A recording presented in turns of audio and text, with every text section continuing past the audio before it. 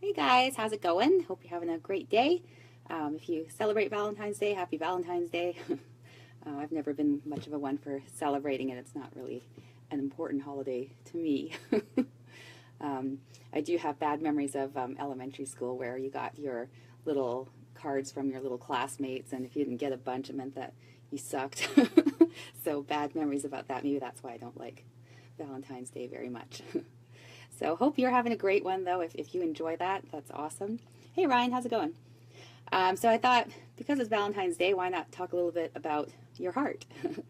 So what I wanted to talk about was exercise and its effect on your heart, which I think we can all agree it has a good effect on our heart.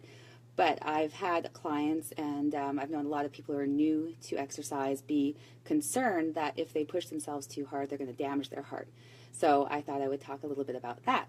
Because if you're not used to working at a high intensity, when you get that really high heart rate, it can be a little unnerving if you're not used to how that feels, and then you're not sure about, the capacity of your heart. So sometimes it can feel like it's just going to jump right out of your chest or explode. It's not, so that's the good news. I routinely do high intensity workouts. I get my heart rate up really high. And I know other people who do. I cycle outdoors, and a lot of my club members, they talk about their heart rates. And, high heart rate, it's not going to do damage as long as you don't have any underlying heart damage already. So it would be extremely difficult, if not impossible, to damage your heart while exercising, as long as you have a healthy heart to begin with, obviously. So if you have heart issues, or if you have a history of heart issues in your family, you need to get that checked out before you start working out. Anytime you go to a new studio or a new gym or take a new program, you should be given a PAR-Q with questions on it. If you answer yes to any of those questions, then the owner, hopefully they're responsible enough to make sure you bring in a doctor's note okaying you for exercise, because there can be issues. So just keep that in mind. I'm not saying that this is for 100% of people, but for the average healthy person, you don't have to worry about. You could even exceed like 90% of your maximum heart rate and still be healthy. It might not feel so good when you're there. You might feel a little nauseous, but you can do that without doing damage. So a lot of people don't know what their maximum heart rate is. The best way to find out is to actually go and get an exercise stress test. They do it on a bicycle, a stationary bicycle, or a treadmill. So that would be the best way to get an accurate number. A real quick equation you can do is 220 minus your age, but that's going to be really, really conservative. It's based on the average population, and the average population is sedentary, which is a sad thing, but it's true. Majority of people are sedentary. So this 220 minus your age is going to err on the side of the less fit sedentary people. There is an equation that you could use. There's this tool, actually, you can just put in your information. I'm going to have a link to that on my blog, so if you go to holyfit.ca, you're going to see this article, and if you look through, you'll see where there's a link to a tool where you can just put in your age and a couple of other bits of information. It'll calculate a maximum heart rate that's going to be closer to what yours is. It's still best to actually physically do the test because everybody's a little bit different, but this particular tool will get you a little bit closer to what your estimated maximum heart rate is. Hey, Robin. So, of course, we want to improve our cardiovascular health. Best way to do that, regular exercise and a healthy diet. So that's going to increase your cardiovascular fitness and also help to prevent heart attack and stroke.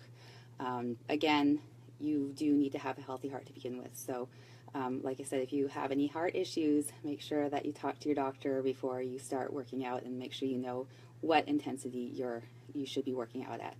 Hi, LaDonna. Hey, Andrew. How's it going? Hey, Trixie. So to improve cardiovascular fitness, you need to exercise a minimum of 3 days per week. That's a minimum, you guys. 30 to 60 minutes a day, and 60 to 90% of your maximum heart rate. So if you want to improve your cardiovascular fitness, you got to work out at least 3 days a week, 30 to 60 minutes a day. It's a very short period out of your entire day of 24 hours, so you can fit it in. People who are new to exercise, they will have a higher heart rate. So when you're less fit, your heart rate does tend to be a bit higher. So they should work at the lower end of that scale, just kind of ease themselves into it. So you never want to go from nothing to way up here right away, because it's going to have a very bad effect, and it's probably going to make you never want to work out again. So go conservative when you're new. So what happens if you're above 90% of your maximum heart rate? Because that's pretty high, right? So basically what happens is you go into the anaerobic zone, which it basically means that you are now without oxygen for those working muscles, and they become dependent on stored glycogen for fuel. So, and then what happens too is the blood is not moving, it's not moving out the waste products quickly enough, so you're building up waste products more quickly than your blood can flush them out, so that's why you get that burning sensation in your muscles. But once you slow down a bit, the blood is able to clear all that waste out, and that burning goes away, and then you can keep on exercising. So an example of that is like if you're out for a jog and then all of a sudden you decide to sprint or go up a hill really fast, or if you're out on your bike and you're cruising along at a nice pace and then you decide to sprint, you know, that burning feeling that you get in your muscles. So that's when the blood is not moving out the waste material quick enough. But you know, you just slow down a little bit, and the blood removes it, and you're back to feeling good again, and you can continue with your workout. And it's actually a really good way to get fit really fast is to do those intervals where you go anaerobic for a short period of time, and then recover, and then repeat. So you'll get you'll get really good results from doing that. If you're brand new though, stick to the lower end of the scale, like I said earlier. Just kind of get used to moving your body and get used to that feeling when you're working out. So how do you monitor your heart rate? So you can check it by checking your pulse. So there's here on your neck, you can find it. Here on your wrist, you can find it. Not the greatest way, because sometimes it's hard to find your pulse, and when you're trying to find it and you finally find it, it's come down a little bit, or you're trying to count it and then you lose count or whatever. It can be a bit of a pain in the butt to try to measure your heart rate that way. So get a heart rate monitor, and you can get them for like $50. They go all the way up to, you know, hundreds of dollars depending on what kind of information you want to get from your heart rate monitor. If you're just going to be tracking your pulse, go for the less expensive model and put that on, keep an eye on your heart rate, and see how you're feeling at the different percentages.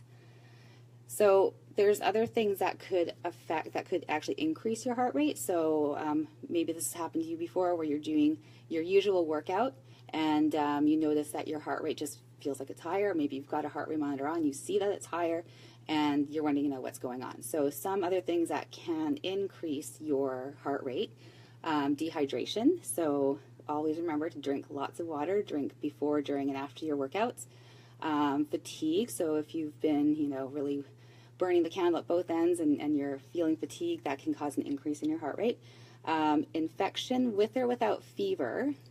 Anemia. So a lot of people do suffer from anemia, so that will cause your heart rate to be a bit higher. Obesity and use of certain stimulants such as caffeine can also affect your heart rate. And just a note on having a fever, it is theoretically possible to damage your heart if you exercise with a fever. So if you've got a fever, take the day off. Don't exercise.